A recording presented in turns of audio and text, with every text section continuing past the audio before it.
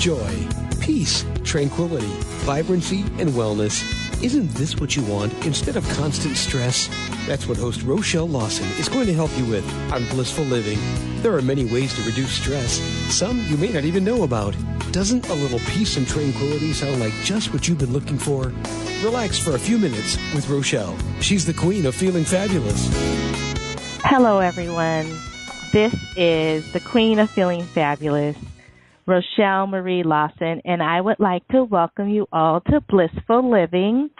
I want to get started right away because I think I have a show that is going to help enlighten a lot of you out there that might be having some curiosity with regards to disease and the state of disease in our society today, as well as the prevalence of cancer and other things that are causing us to become a sicker community, a sicker society. So stay tuned if you are intrigued with that. But before we get started, I do want to tell you a little bit about my guest, as well as thank our sponsors. So first, let me thank our sponsors, the Health Healing and Wellness Company.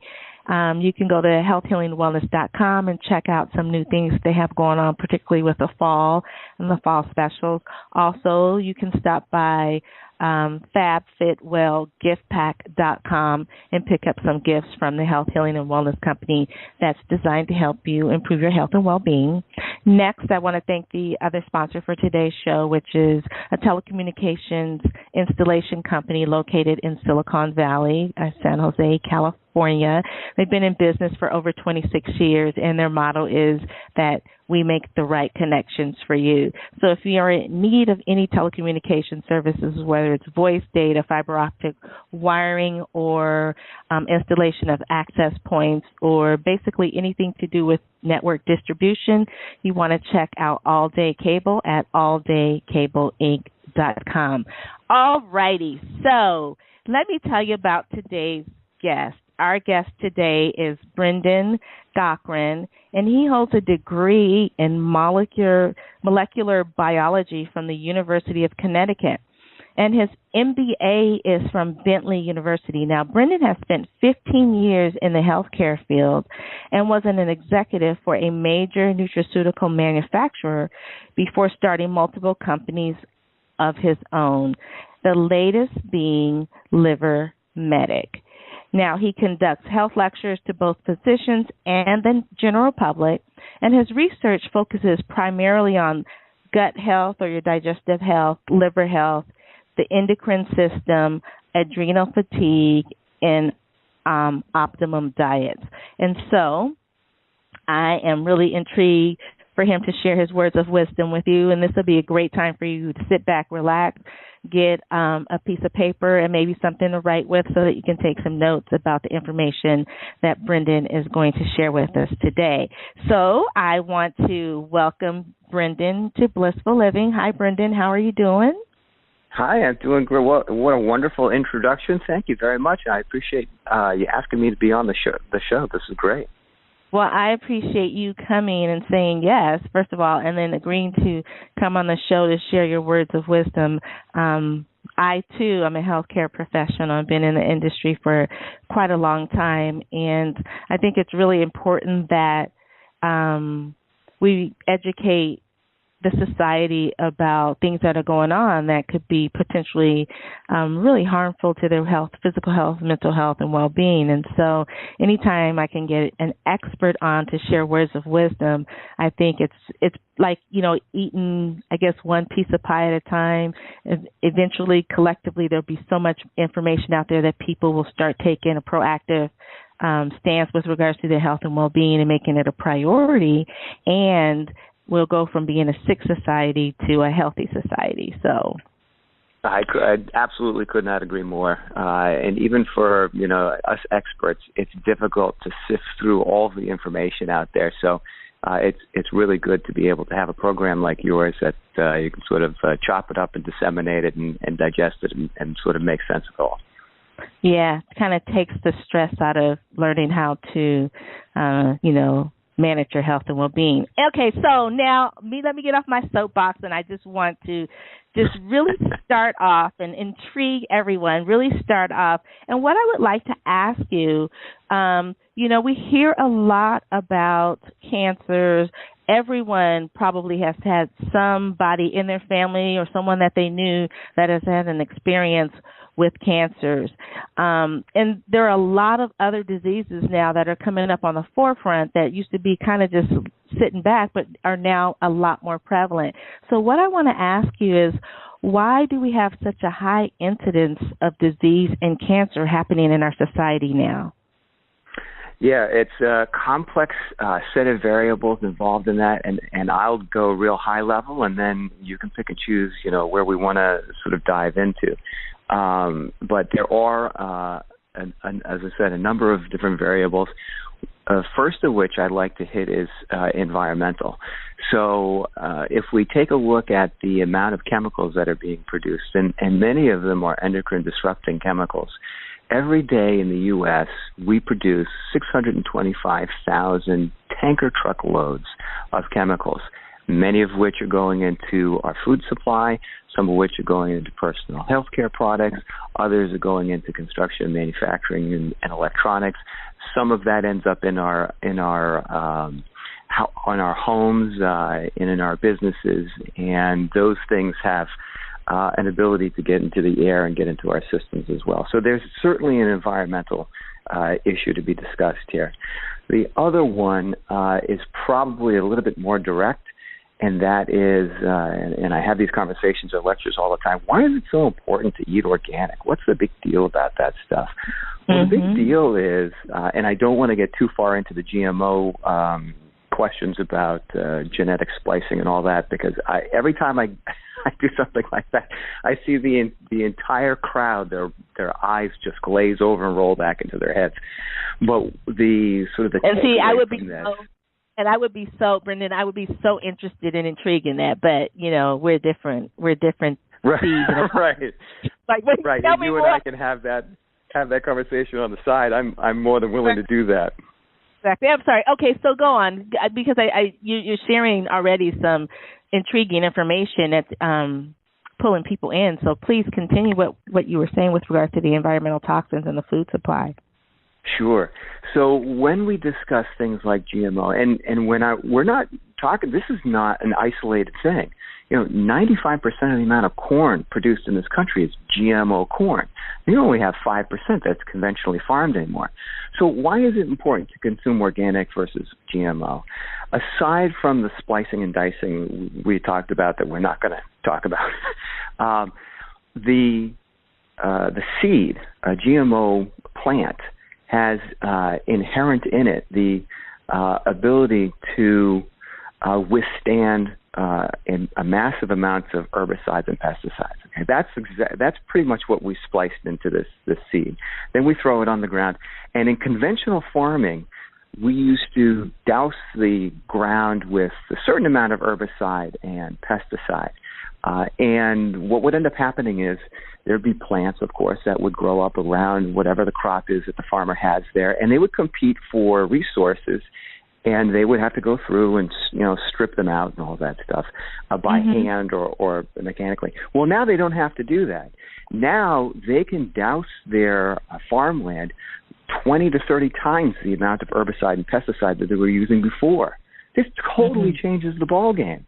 So the amount of pesticide and herbicide, I'm not even discussing the fact that some of these chemicals made by Dow and Archer Daniel Midland and Monsanto, and there's a number of other big ones, Bayer, these things are very similar on a molecular chemical level to things that we used to use in Vietnam, i.e. Agent Orange.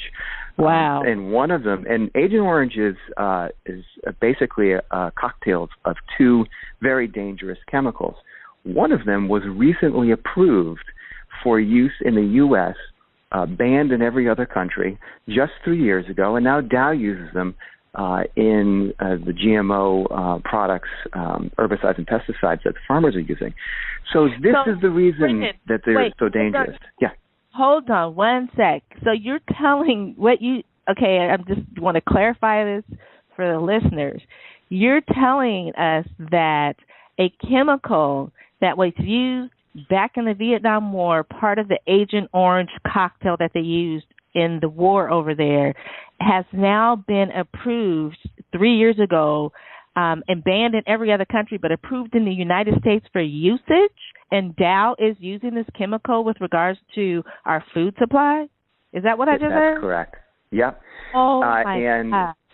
And I'll tell you, we end up getting phone calls from farmers out in the Midwest. Farmers, by the way, are very intelligent. I'm telling you, don't discount the intelligence of a farmer. They're very resourceful. They understand history, they understand economics, and they understand agriculture. And they will call me and they'll say things like, look, our whole family eats organic.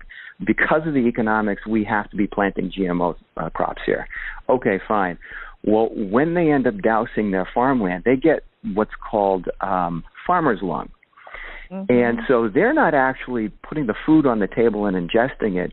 They wear full-out hazmat suits, go out into the farmland, and put down the herbicide and pesticide.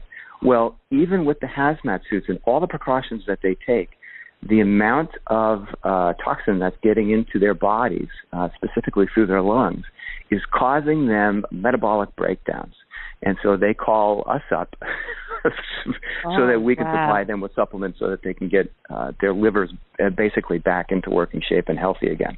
So that's the kind of stuff that's taking place. And for the folks out there that are buying GMO foods and, well, don't worry about it, I'm washing it off anyway, this stuff is inherent in the product. It's inside the produce. You can't wash it off. One of the other chemicals that's so dangerous is glyphosate. Okay, that's the one that we know about. Forget about all the others that we don't know about.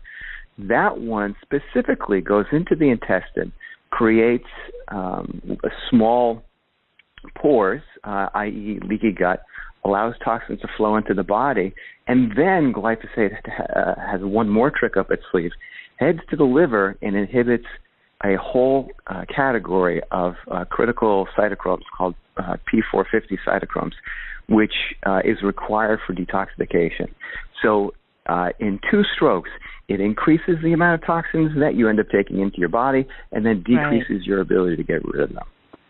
So do you believe that the utilization of these various chemicals, particularly the one that was used in Agent Orange, is causing a higher incidence, it is contributing to a higher incidence of disease and cancers occurring in the United States unlike before?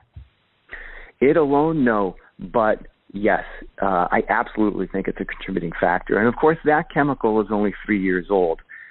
So, we can't attribute the massive upward trend of cancer in the last 20 years to that. However, it's not much unlike the existing Roundup cocktail of chemicals that they currently have been using for the last 20 or so years, which has been increasing the amount of cancer that's taking place.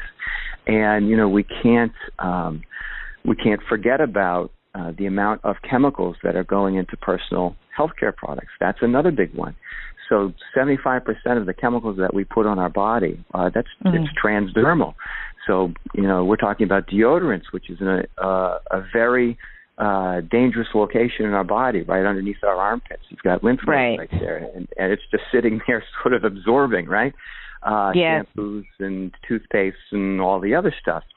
Those things have chemicals in there like PEG-80 and SLS and heavy metals, aluminum, those things that, people have to become experts at reading labels.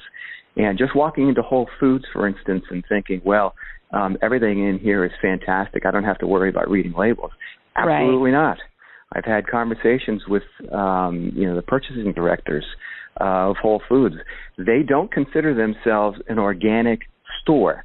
So that means that they will pick up whatever product they think will make money and put it on the shelf, provided it's not too obscene. So you're not safe there. So that's funny because I'm glad we kind of started off with the environmental toxins because a lot of people, because they're not really seen in front of us, like it's not like you stick your hand in a fire and you get a burn. These are kind of like these invisible things that are in our food supply that we're not aware of.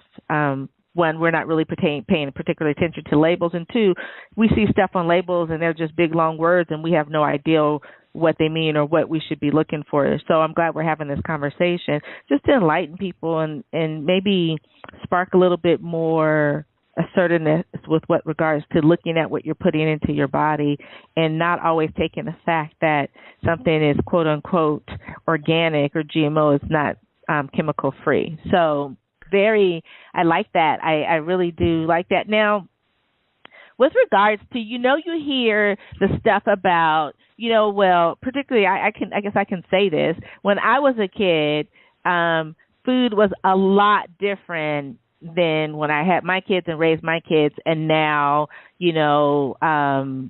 having kids, my kids I know are my kids, or people in my family having kids now that are would be my grandchildren or my grandchildren. So, when I look back to when I was growing up, I grew up in San Jose and basically Silicon Valley, and there would be produce stands in every neighborhood. And you literally, in San Jose, I grew up in a cherry orchard, so there was literally farm stuff all around. You just could go pick your stuff if you wanted to, if the farmer let you, or they would have a stand set up.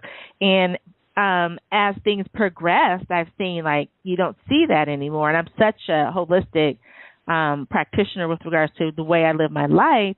It's bewildering to me that we don't see that. And then again, just because we may see that doesn't mean that the food is the same as what we were getting back in say the 60s and 70s. So what do you say with regards to just how people are eating differently today than past generations? Yeah, well, great point. This is kind of a conversation that I end up having with my grandmother. She said, well, I don't have to buy organic. I just go out to the store just like I always do. Well, not 40 or 50 years ago anymore. And you're right. Small farmers have been essentially put out of business. There's been a massive consolidation in the industry. The food suppliers that are now out there have strips of land that, are like quarter or half the size of Rhode Island here. So we're not talking about this. This is a totally different landscape, and they're driven by bean counters, and they have people on their boards from the big chemical companies. So there is you don't necessarily need to believe in conspiracy, but you certainly need to believe in capitalism. And so if individuals on the board of pharmaceutical companies are investing in chemical companies that are investing in agricultural companies, and they're all sort of they're sort of at the table all the time with each other, you can understand why decisions that are made in one end up affecting the other. This is one of the reasons why there's massive consolidation and there's a massive increase in the amount of chemicals coming into our food stream. Just pick up a bottle of pickles, for instance. Pickles should be, cucumbers, salt, vinegar, and water, essentially, maybe a couple of other things. You go down to your local grocery store, there's about 20 different chemicals in there. As you said before, most of them are over 15 letters long. I can't even pronounce them. So that's a major shift, no doubt about that. The other major shift that's happened in the last 20 or so years is one that the consumer is not paying any attention to. And this is a big part of the lecture that I end up giving. So when I sit there and I say, here are the major drivers for health problems within the country, specifically increases in leaky gut, breakdown of the microbiome, which we need. This is a symbiotic relationship that we have with our bacteria that we're just essentially destroying. And the inflow of toxins into the body, creating breakdown of DNA, overinflammation, which creates, of course, a degradation in adrenal fatigue, and a massive amount of sugar that's going into the body, of course, is feeding cancer cells directly. So, and I don't know if your listeners know this or not, but the mechanism of every cell in your body, every cell has a couple of different choices when it comes to energy consumption. Of course, energy is required for every cell. So, but in a cancer cell, you only have one choice. It's sugar. You can't be breaking down protein to get energy because the mitochondria within the cell doesn't work. That's one of the main identifiers for a cancerous cell. So, one of the easiest ways of sort of starving cancer cells is just, not to eat simple or complex sugars. Now, it's not always that simple. I'm greatly oversimplifying things, but essentially that is the mechanism involved. So when I sit down with a lecturer and I say, look, here's the amount of sugar that we're consuming. 100 years ago, it was about 14 bags of 14 pounds of sugar per person per year. Now it's about 130 to 135. The amount of antibiotics that we're consuming has doubled in the last 20 years. That's the one that ends up getting all the physicians in an uproar. And I bet. They end up, right. So they raise their hand and they say, that's not true. The scripts are going down. They've gone down about 5% in the last 10 years. So they're right and I'm right. So what is this missing key in the middle? The missing key is the consolidation within the agricultural industry has now taken place within the cattle, poultry, and pork industry. And when you have consolidation of animals, you get them on a much smaller plot of land, a lot more animals, it means a lot more waste in the same vicinity with the animal. That means a lot more disease. So the way they make sure that they stay healthy before they go to slaughter is they jack them up with a lot of antibiotics, and they put antibiotics in their feed. So we are getting that in our food stream when we sit down and we eat a burger or a sausage or, chicken sandwich. And that's going into our system. And that is also having an influence, a negative influence on the bacteria in our digestive tract. And that really is one of the keys. So when we talk about, go ahead. Very interesting with this information with regards to what we're doing or what we're eating differently, say from, when I was a kid to now, and all the sugar, or even way back when, last century or 2 centuries ago, when the sugar consumption was way down, and now we have this influx of a massive amount of sugar being intake in your diet. You just basically you have to be really diligent to be mindful to cut that intake in half or even decrease it a little bit, and how that's adding to, more things happening within our body, more inflammation, adrenal fatigue, different forms of cancer, just all other kind of pathogens. But I think what you really said that I really want to emphasize, and I think is what you're trying to get people to pay attention to, is the massive amount of antibiotics that are now in the meat we take, or the food we choose to use as meat that wasn't in there before. Also, the growth hormones in chicken and things of that nature. It's just, this is all toxic stuff. It's not natural, and it's not naturally occurring in the different species. So the fact that we're taking it, you are what you eat. That, I remember that from being a little kid. You are what you eat. Absolutely. So that's what you're saying. Basically, we weren't eating this kind of stuff back then, and now it's slowly migrated into a natural way of what's in our food, and thus this is how our society is reflective of the health because of what has progressed over time. So yeah, absolutely. I totally agree with you. And again, you don't need to have some maniacal person with a strange mustache twisting it, in the corner office for this stuff to happen. It's a profit-driven industry, right? So, right. They don't all have to be maniacal, but it is the perfect storm, right? So you have pharmaceutical companies coming out with more and more diseases. They're sort of running the show over at the FDA. Goodness. Don't even get me started on them. Yeah.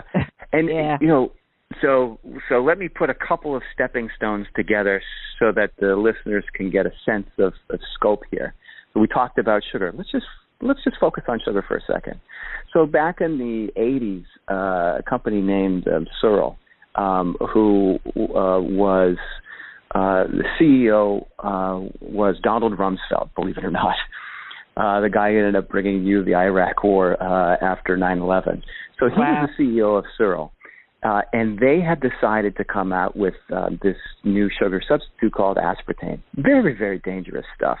And at the time, he sort of had his fingers on some of the directors over at the FDA. So they were still running the show even back then, okay? So they got approval for aspartame based upon an 8-week study, no humans involved, and they were running it. Since then, those same experiments have gotten completely different results. They've always caused cancer and polyps and tumors in rats. We just have no idea how they ended up saying that this was perfectly fine. Wow. I think they justified it by saying that they were only looking at tooth decay. So they weren't looking at overall health. They got approved by the FDA by looking at just tooth decay. And you can get away with that kind of stuff with the FDA. So they got this synthetic aspartame into the food supply. There are other synthetic sugars, of course, that are just as dangerous as aspartame, and that's also in the food supply. Your body cannot break this stuff down. It is a toxin. It ends up going into our body and in some instances can change DNA, flipping the bases. So this is some severe stuff. So individuals who are thinking, well, I'm going to cut back on my sugar consumption and go diet, they end up consuming a lot more of the synthetic sugar, which is actually more dangerous. I would rather them have the processed sugar than having the aspartame type sweeteners out there. But when we take a look at that, when you take in a lot more sugar, you end up changing the microbiome in your digestive tract. One of the things that we don't pay too much attention to is the increased incidence of candida, which is essentially a yeast overgrowth. And yeast end up secreting a lot more aldehydes when they're in close confines with each other, and aldehydes end up breaking down soft tissue, creating leaky gut too. So we have this perfect storm taking place, right? So that is allowing, along with GMO foods, a lot more stuff to pass through into the body, and your immune system recognizes this stuff as foreign, and you'll have an immune response to that. And what I was talking about earlier with your adrenal glands, cortisol reduces inflammation in the body. So eventually, over months and months and months, your body says, we cannot constantly be in a chronic state of inflammation because it's dangerous to the health of other organs. So we're going to start secreting cortisol. That's where people end up getting adrenal fatigue, right? And doctors may pick this up when an individual comes in for testing. And what is the typical response? So they reach for the pharmaceutical, what they refer to as NSAIDs. This is the non-steroidal anti-inflammatory drugs. Such as Advil, Tylenol. Motrin. Yeah. And that does more damage to that intestinal tract, increasing the inflammation. But, of course, you're tamping it down with a pharmaceutical product. So you have more toxins coming into the body. You're trying to reduce the inflammation, essentially the repair part of the body. It's this terrible thing that's taking place, and I think that's one of the reasons why people are coming up with all kinds of strange diseases in a lot higher rates than they ever were before. You know, you mentioned a syndrome or a disease or I'm going to say a challenge, an imbalance in someone's body. And I just want you to tell a little bit more about it because I'm not real sure if the listeners out there know exactly what it is or what it contains. But leaky gut, can you explain a little bit more about what the leaky gut syndrome is? Because I'm sure people are like, what's that? So just touch on that for us a little bit, please. Yeah, absolutely. So just a real short history. About 15 or so years ago, naturopaths and functionals and progressive doctors were talking about leaky gut. They were really beating the drums on this. Conventional medicine completely ignored it. Your conventional doc, your general practitioner, did not believe in it, thought it was hocus pocus. Okay, now they're all on board with it. Now major journals and publications are coming out and saying leaky gut is like the big health issue affecting world health now. So what are we talking about? So when you're born, you have a certain amount of bacteria that are given to you, typically through birth, and they reside primarily in your digestive tract. And what people typically don't realize is we are 10 to 1 outnumbered by bacteria to cells in our body. So we are literally bacteria buses, if you sort of think about it like that. And these bacteria perform an incredibly important task for us. So in your digestive system, let's just focus on that for a second. In your digestive system, they recognize nutrients that come into the body. They sometimes participate in the breakdown of these nutrients to make them more absorbable. And then they communicate back to our bodies and say, XYZ is out in the lumen of our digestive tract. We want this thing, open up the gates and allow this, whatever it is, amino acid, fat, whatever, to come into the body. When this communication process is broken down, either by the massive amount of sugar that we take in, which increases candida, which pushes out a lot of these good bacteria that are helping us out, or we ingest something, either a toxin or a pesticide or a GMO that either opens up small pores in the digestive tract, allowing non-selectively allowing things to pass into the body, which is a dangerous thing, but also can promote growth of deleterious or bad bacteria. And then we throw into the mix metals, too. And when metals and virus and bacteria and parasites end up getting together, they form biofilm. And biofilm is sort of this shielded ball that sits right in between epithelial cells and opens those pores right up.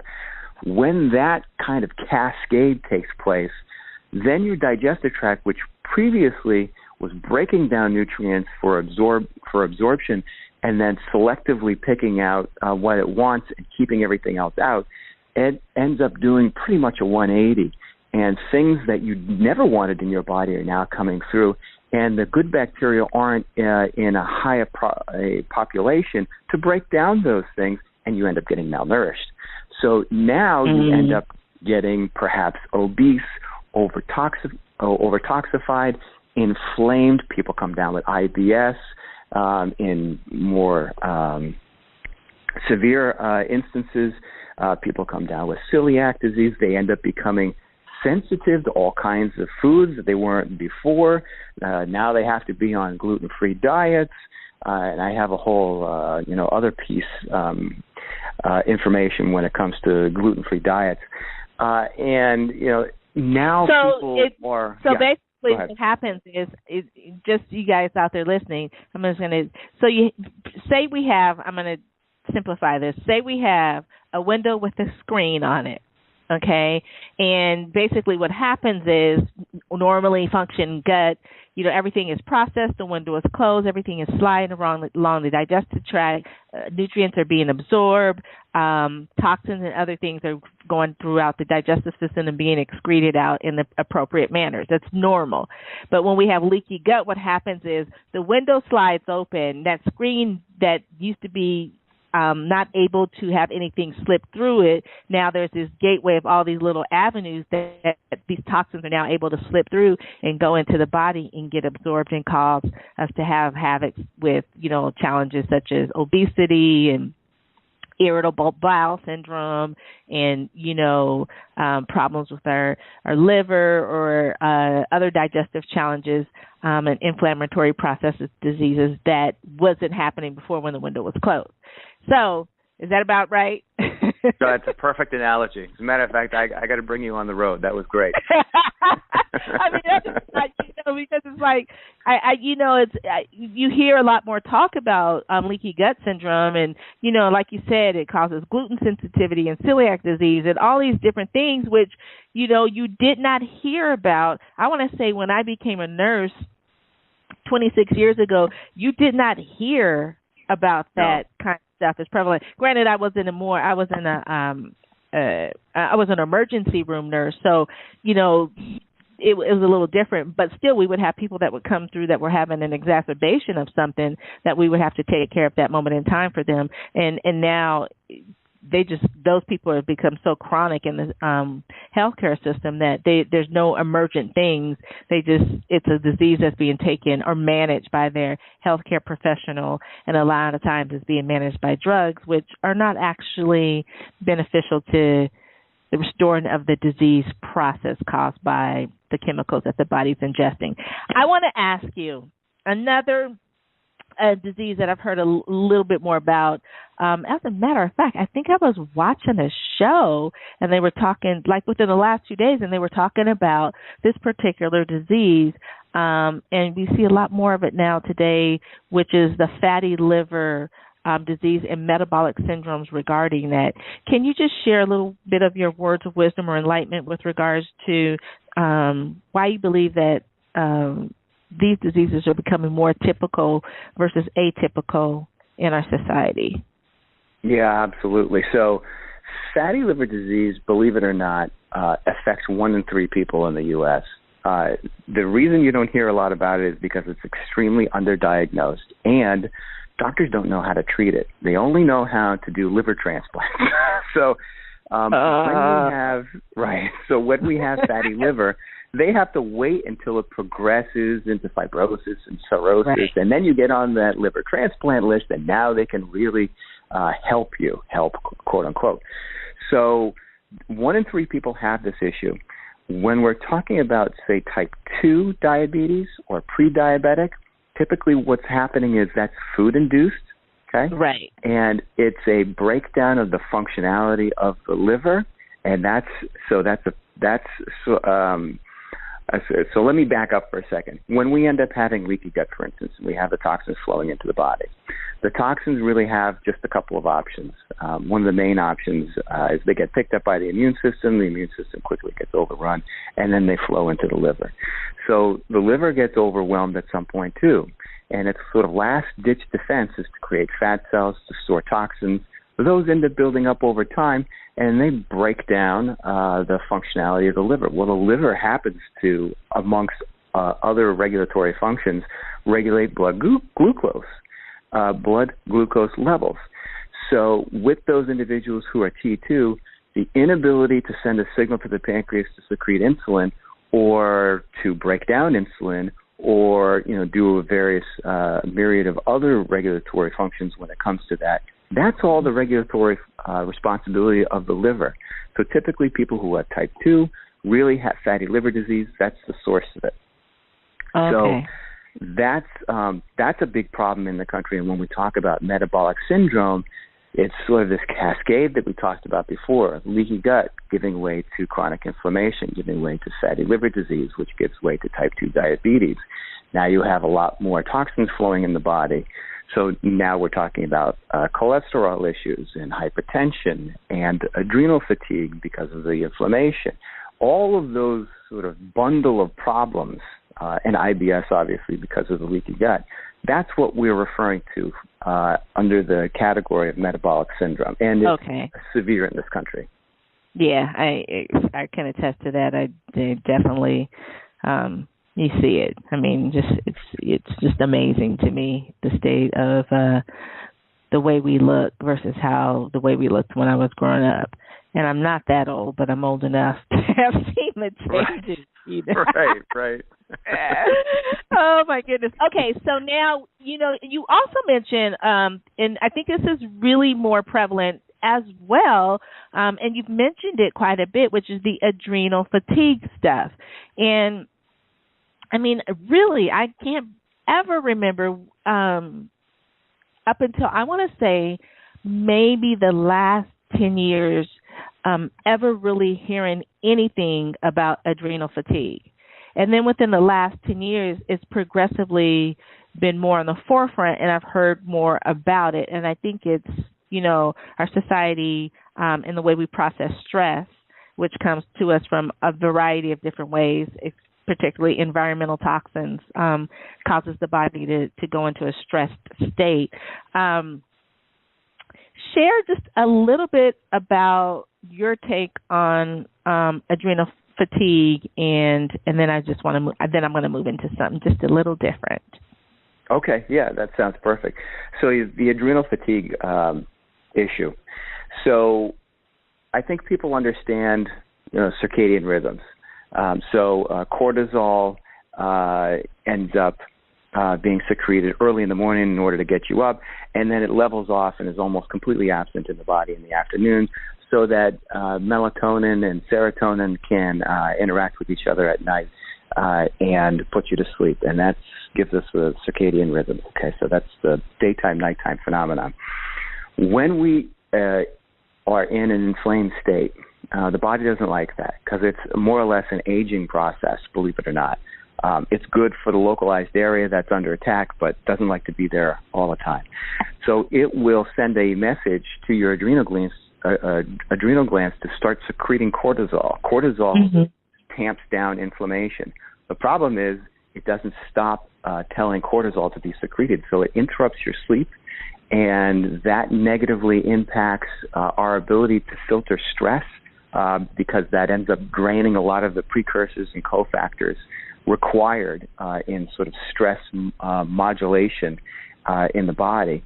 And so we end up with, as you said, the toxins are coming into the body, creating an inflammatory state. Cortisol is being secreted as sort of the battle guard to keep it sort of tamped down, and that whole process drains the adrenal glands, and it's basically a direct result of too much toxins in the body to try to fight. Okay, so thank you for sharing. So now you guys have some really good information about, inflammation and how inflammation occurs in our body and environmental toxins and, the need for us to really be mindful of what we put into our body with regards to looking at labels and our sugar intake and not always believing the hype that just because you buy something organic does not mean that it's not does not contain toxins. And, Brendan also shared with us, the information about metabolic syndrome and the incidences of cancer and adrenal fatigue and leaky gut syndrome. But what I want to move into now is, now that we know that our body contains these chemicals, these toxins, some of us a lot more than others, some of us the toxins and chemicals have not begun to react with within our body in a negative way. Now that we know we have this, how can we assist our body, or how does our body get rid of these chemicals? Is there something that we can do? Is there something that we should go to our physician to have them help us with? Can you share your words of enlightenment with regards to, now that we know we're full of toxins, how do we get rid of them? Yeah, sure. So this is basically the reason why we started Liver Medic, and we work with a lot of physicians on this topic too, but it is definitely a combination of diet and supplementation. So we have to end up getting away from a sugar-intense diet and a carb-intense diet back to a protein, fiber, fat-rich diet, and we're talking about healthy fats. That would be your olive oil, butter from a clean source, coconut oil, red palm oil, avocado oil, those types of fats, very important. When we're talking about eating properly, we're looking at superfoods. There are a lot of herbs out there that are very good at cleansing the body and cleansing the liver in particular. We all know about milk thistle. That's certainly in the wheelhouse. But things that you can incorporate just into your diet, into the food that you eat, parsley and cilantro, very good at clearing out toxins within the body. Okay, so those are some nice important herbs to throw in there. What we focus on at Liver Medic is we have a couple of products that have sort of the right combination of antioxidants for the liver and things to clean out the digestive tract. So individuals should be aware that most people have candida overgrowth. That's something that they sort of have to arrest. That's, a combination of things like oregano oil and caprylic acid, grapefruit seed extract. Those are the types of things that can work well in getting rid of those. Got to go after biofilm, which means you also need an enhanced natural enzyme in order to break biofilm. Those are typically double bonds. Your body cannot break those on its own. So things like serrapeptase or monolaurin are typically used. When we're talking about cleansing the body and the liver, we're talking about milk thistle, N-acetylcholine or NAC, SAMe, MSM. Those are, a lot of them are very heavy in sulfur and methionine and cysteine. Those things are important in kickstarting what we refer to as phase 2 conjugation, or the detox phase in the liver. And that's what's sort of stalled out with a lot of people. So those are very important things that people can incorporate into their diet and their regimen.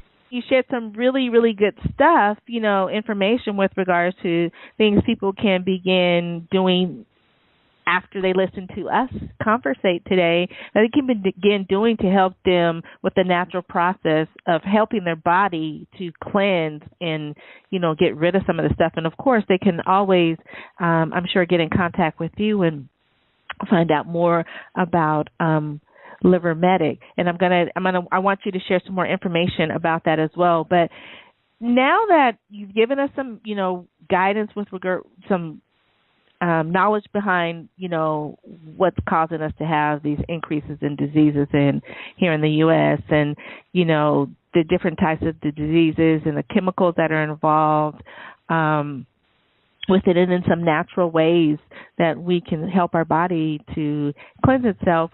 What would you say that now that we have this information, and I know more information comes out, basically each and every day with regards to different things on a natural tip, your focus is primarily on the liver. What would you say to someone listening out there today that has listened to what we talked about and maybe thinking that they may have an issue with leaky gut syndrome, or they've noticed that they've been extremely tired and, looked up online and, looks like they might be having some signs and symptoms of adrenal fatigue, or, they just want to be checked out for fatty liver disease because they've been told they're pre-diabetic. What would you say to that person right now to just, what would you say? Like for advice? Or just, what's in your heart right now, and you just, someone is coming to you, or they're listening, and they say they called in, or they're with us in person, telepathically, or whatever, and you're looking at them, and they're saying, well, what do you think I should do, or what would you say to me? Yeah. Sure. So there's a couple of very easy things that I think people can do, more or less right away. So one of them, and it sounds somewhat silly, when you first wake up in the morning, have a tall glass of water with a little bit of lemon in it. Okay, so that rehydrates you, which is super important. And unfortunately, we don't take in anywhere near the amount of water that we need to. The phytonutrients within the lemon initiates a response in the liver to drop the bile that contains all those toxins into the gallbladder and into the small intestine that feed the good bacteria. So you're doing a lot of different things just with a little bit of lemon water in the morning. Okay, so that piece of it is done. Love it. The other thing people ought to be doing is they ought to be shortening their window for eating. So I've shortened my window for eating to about 8 hours, and sometimes I can get it down to 6. And you can literally train your body to do this. And if you are on a ketogenic diet, and people ought to be looking up ketogenic diets, and a good diet to take a look at is the FODMAPs diet. So that's FODMAPS, and that was created by a group of researchers at Stanford University. And what that will do is it'll get your body away from the sugar carb, burning energy, and back to a fat, protein, more stable way of producing energy. So you're not going to be riding the wave or the roller coaster during the day anymore. So what we need to do is when we're talking about tightening that window, we are allowing the skin in the digestive tract to repair itself. So if you get a cut on your skin and you're constantly bumping it up against things, it's not going to heal properly. Same thing in your gut. So tighten that window, allow your gut to heal. The other thing I would say is I would test for pre-diabetic or diabetes, just your fasting blood glucose sugar levels early in the morning. And that will give you a pretty good indication of where you stand. You don't necessarily have to go into a doctor's office and get an elevated liver enzyme test. This can be really easy. So if you are pre-diabetic or have type 2 diabetes, that those levels are above 100 or so, then you probably need to start focusing on liver health and a lot more focused on your diet. Mm-hmm. Love it. Love it. Oh, my gosh. I really, some of the things you said really resonated with me with regards particularly the tall glass of water in the morning with lemon. I've been doing that for years and years and shared that. And, once you get in the habit of doing it, it just becomes natural, like brushing your teeth. But yeah, absolutely. I'm sorry. Go ahead. Yeah, go ahead, Brendan. You were going to. I was going to say when you get like a step beyond that, you can start adding things like neem oil. Neem oil is incredibly beneficial. Oregano oil, obviously, you can drop a little bit of oregano oil there too, sort of keep at bay the candida in your digestive tract. But neem oil is incredibly, if you were to look it up on Google or on the internet, you'd end up finding all these different, statements that they make about neem oil. Ends up being very anti-parasitical, antiviral. And again, I have no stake in the game. I don't sell neem oil. I buy it myself. It keeps me very healthy. Yeah, I'm a neem oil advocate. It's, another tool that and I've utilized it myself with regards to, I had a toothache that kind of had an abscess, and I was away speaking at a conference, so I couldn't quite get to the dentist. And I had some neem oil and rubbed it on there. And once I got back, I was able to make it to the dentist, and the infection had, basically was nil. Of course, I had to get antibiotics, and I ended up having to have a root canal in the tooth because it was going bad anyways. But the neem oil really did help. It's has natural antibacterial properties. Of course, I always say check with your healthcare provider first. Of course. Right. But yeah, I because I'm a Ayurvedic nurse practitioner, all those essential oils, the oregano and a grapefruit seed oil and all of that stuff, the coconut, it's also good for your body. You mentioned something early in the show, and it just popped in my head that I think, again, I'm going to mention to people just since we're talking about all these natural things that we can do to help us curtail some of this, diseases that are increasing in our society. You mentioned early in the show, about what we put on our bodies, and we need to pay more attention to what we put on our bodies. Oh, and God, what's fun, people go by Jergens lotions or Neutrogena or, what Bed Bath and Body, because I did it, too, and want to smell all nice and good and thinking they're hydrating their body and their skin. And that may be true. However, when you take a look at the chemicals that are in those products, you realize you're taking in more toxins than anything. Switch over to something natural, coconut oil or sesame oil or sunflower oil.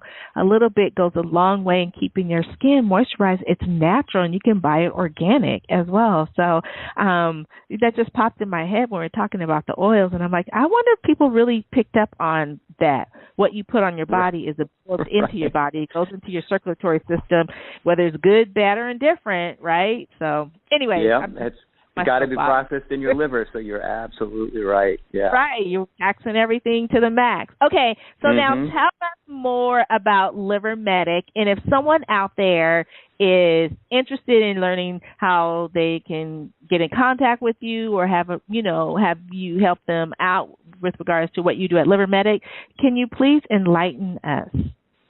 Oh, sure. Yeah, so they can visit the website, livermedic.com. We have just a ton of articles that are obviously health-related on these topics that we've discussed and other things.